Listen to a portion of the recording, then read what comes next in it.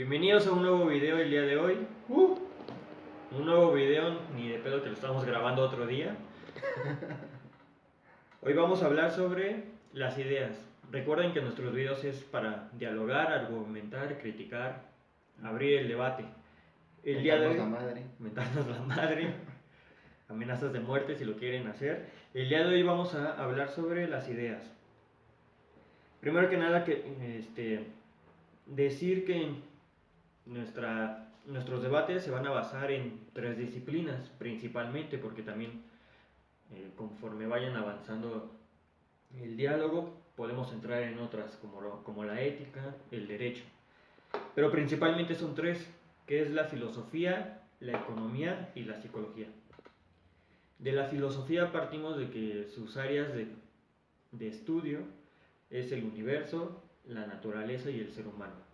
En la economía es el sujeto, precisamente lo podemos definir como el empresario.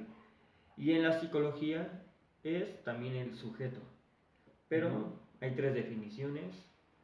Sí, en el supuesto que pones en la postura ontológica de la filosofía. En las posturas que pones de la ontología del hombre en el campo de estudio de la filosofía, se desprenden tres conceptos, que es ver al ser como individuo, como persona o como sujeto. Tú bien dijiste en la parte de la economía y también puede ser en la psicología, en la parte del sujeto, pero primero hay que verlo desde el significado, ¿no? de cada una de estas palabras, que cuando nosotros nos referimos a la palabra individuo estamos hablando de un término biologicista, donde estaríamos diciendo individuo, ¿no? Habría que separarlo, es decir, sin división. Esta postura que comentan del átomo, ¿no? Que el átomo no puede ser ya divisible, tendrá que ver con ello, que el ser humano va a ser único e indivisible. En la siguiente, que sería la parte de la persona, que viene del griego personare, y que justo quiere decir máscara, ¿no? En el teatro griego, los personares eran los actores, y que tiene que ver con estos cambios de personalidad que puede tener cada uno dependiendo del rol que se esté jugando en ese momento. Y la otra que sería la del sujeto, que es la que nos interesa ahorita, pues la del sujeto, donde viene del inglés, por ejemplo, que es subject, sub, debajo de, ¿no? Y ponemos el ejemplo hace rato del subterráneo, que es debajo de la tierra, ¿no? Subterráneo. Entonces aquí nos está diciendo que está debajo de algo. ¿De qué estaría debajo? De la cultura. Y también utilizamos la palabra sujeto con el fin de sujetar, de agarrar algo. Es decir, valga la redundancia, el sujeto está sujeto a la cultura. También me llama la atención lo de personare, que es una máscara. También después vamos a debatir sobre eso en otro video. Muchos de los temas que vamos a estar hablando posiblemente lo vamos a debatir en otro video, porque lo que queremos hacer es delimitar el tema en el que estamos hablando hoy. Queríamos definir únicamente lo del sujeto, lo de ser humano, lo de empresario en la economía. Hoy vamos a debatir sobre las ideas, o más bien vamos a dialogar lo que son las ideas de acuerdo a la teoría de las ideas de Platón. Vamos a debatir sobre esto porque en la economía hay dos corrientes, la objetiva y la subjetiva. Nosotros vamos a hablar, o más bien yo voy a hablar sobre la corriente subjetiva, que trata específicamente sobre la teoría austriaca de la economía. ¿Por qué subjetiva? Porque se basa precisamente en el sujeto, o lo podemos definir en el empresario, pero no en el concepto de empresario como lo tenemos hoy en día, de una persona que crea negocios, que es un comerciante, sino desde su etimología del latín, que es endi prendo, endi ensum, que significa crear, descubrir, darse cuenta de algo que previamente nos había pasado desapercibido. Pero, ¿qué es lo que crea el ser humano? Es una pregunta que se hace en la economía.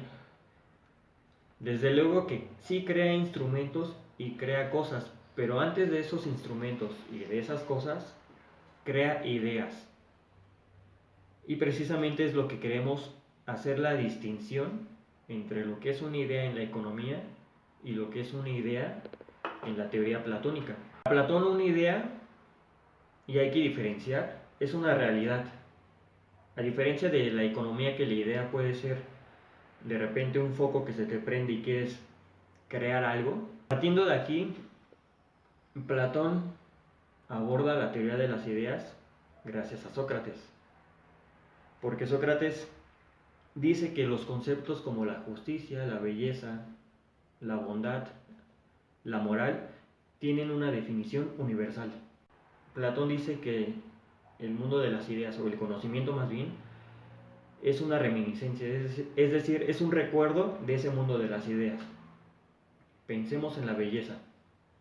Cuando vemos a una persona bella, nosotros sabemos que es una persona bella. O algo bello, no tiene que ser una persona, cualquier cosa bella. Sí, ¿no? Un cuadro, la apreciación de la música. Un poema. Bueno, Decimos que es bello. Y alguien previamente no nos enseñó qué es la belleza. Simplemente lo sabemos.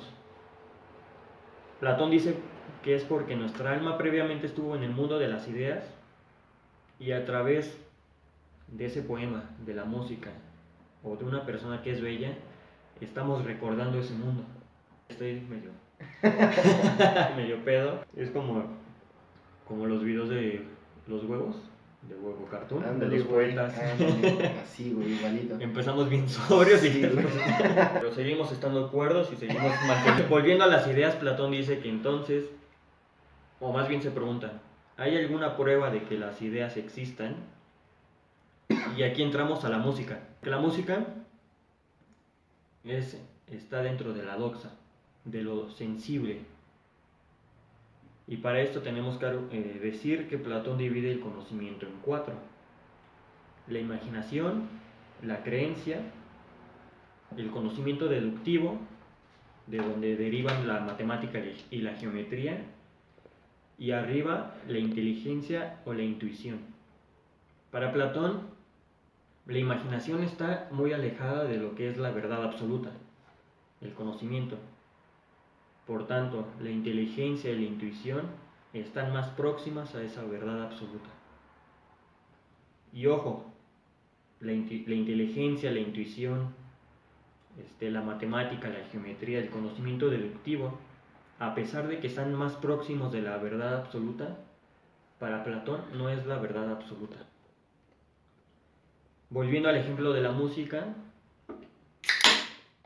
la imaginación y la creencia están dentro de lo sensible. La música está dentro de lo sensible. ¿Y por qué lo sensible? Porque ese conocimiento lo obtenemos a través de los sentidos, a diferencia de la matemática y de la geometría o de la inteligencia, que la obtenemos a través de la razón. Sin embargo, cuando Platón se pregunta si hay una evidencia de que las ideas existan, recurre a la música, porque en la música hay una estructura matemática inserta en ella, y que se obtiene a través de la razón. Es decir, nosotros escuchamos música a través de nuestros sentidos, pero a través de la razón podemos llegar a esa estructura matemática. Hay una frase de Sócrates que dice así. Bueno, Platón pone en la boca de Sócrates, en el texto de Fedón, que dice que si no es posible por medio del cuerpo conocer nada limpiamente, uno de dos: o no es posible nunca adquirir el saber, o solo se puede adquirir muertos. Quiere decir que por medio de los sentidos no podemos obtener la verdad absoluta, únicamente por medio de la razón.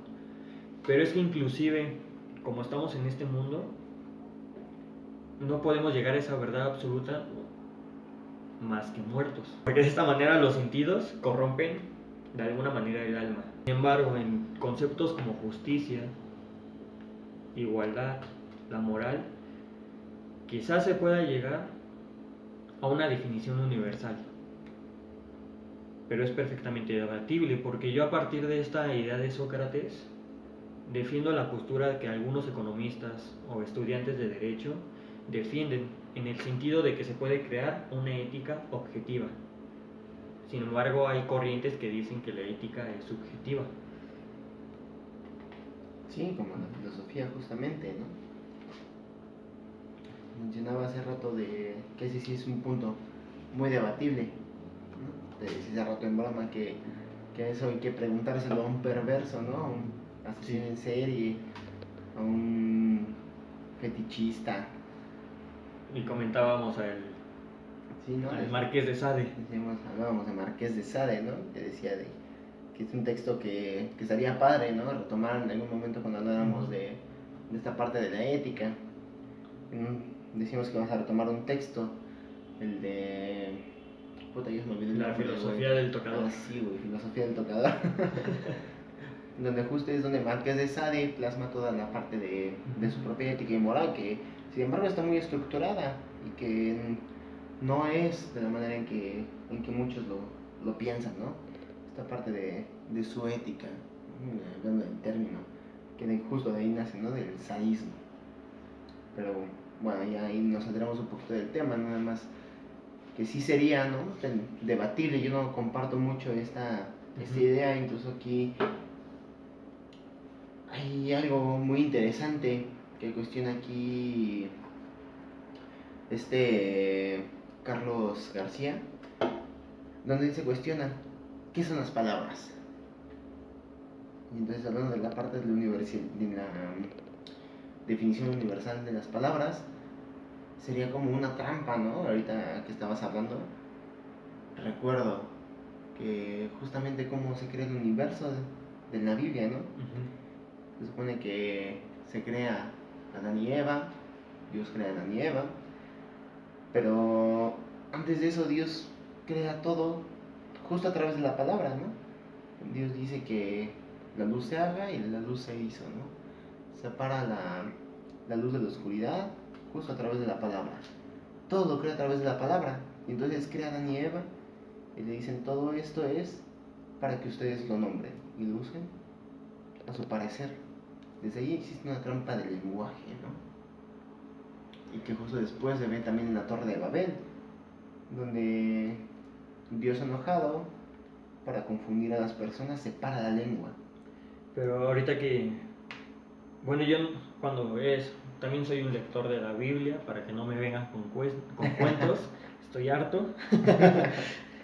Pero dices creación a través de la palabra, y nunca lo había visto de esta forma, y cuando crea al hombre no lo crea a través de la palabra. Existen dos mitos de la creación. Lo crea a través del barro. Existen dos mitos de la creación. En uno es donde justamente lo crea a través del barro pero yo no hablo en la parte de la creación de Adán y Eva, ¿no? Que esa sería como la cuestión que se podría diferenciar.